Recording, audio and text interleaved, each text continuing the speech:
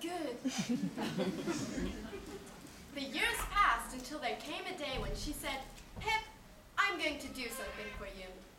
Joe had to come with me. Mrs. Joe was ever so vexed she couldn't be there. And Miss Havisham paid Joe the princely sum of £25 for me to be apprenticed to him. This was more money than any of us had ever seen before.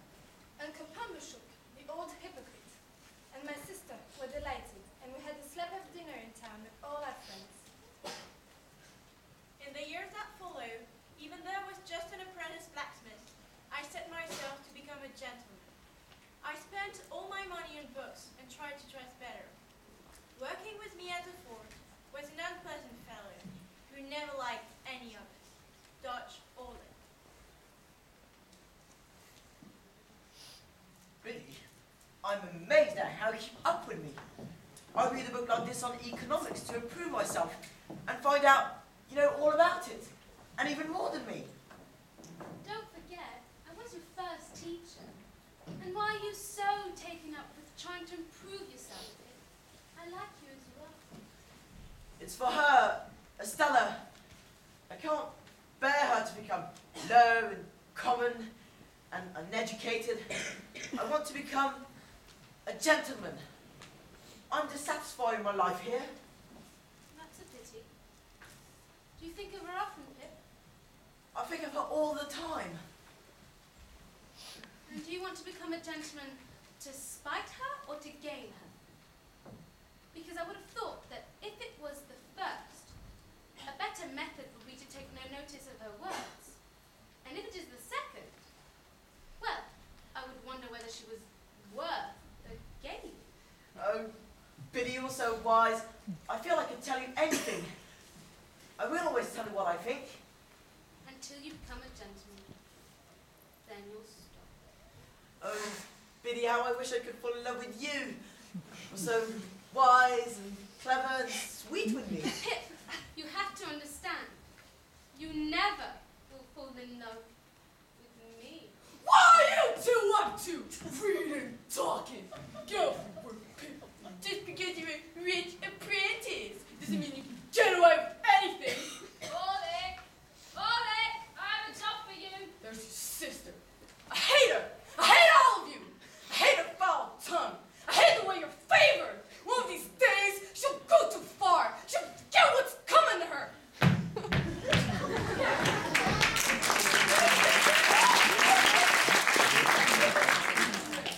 Hates you, all it does.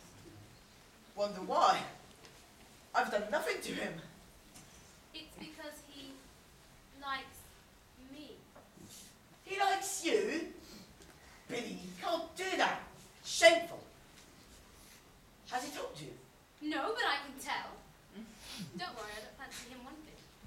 Biddy, I forbid you to see him. Now, Pip, why are you so concerned for me all of a sudden? Is this the house of Mr. Joe Gardry, blacksmith? It is, sir. And is there a young boy by the name of Pip? Answer to the name, sir. Then please call Mr. and Mrs. Joe Gardry, as I have some important news to impart. I shall go. Should we have a seat, sir? No, I'd prefer to stand. Good day to you both. First, you, sir, are Mr. Joe Gardry. Would you cancel Pip's articles of apprenticeship if it stood in his way, if it were an obstruction to his fortune? If it were for Pip so good, I'd cancel him tomorrow. And would you want money to do so?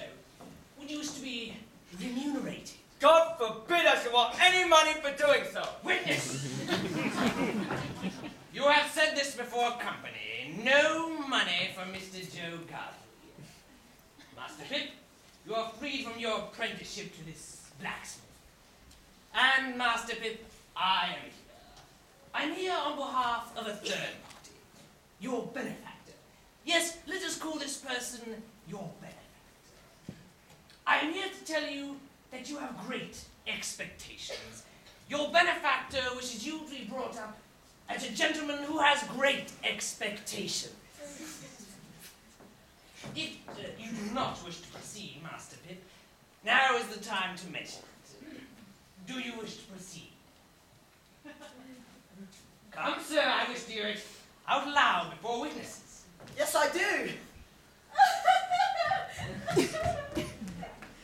In that case, I have instructions to tell you that I have sufficient funds made available for your education and life.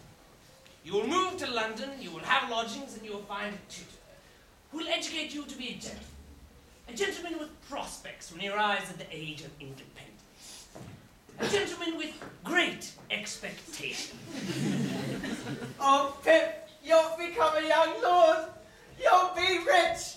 Oh, what larks, Pip, my boy, what larks!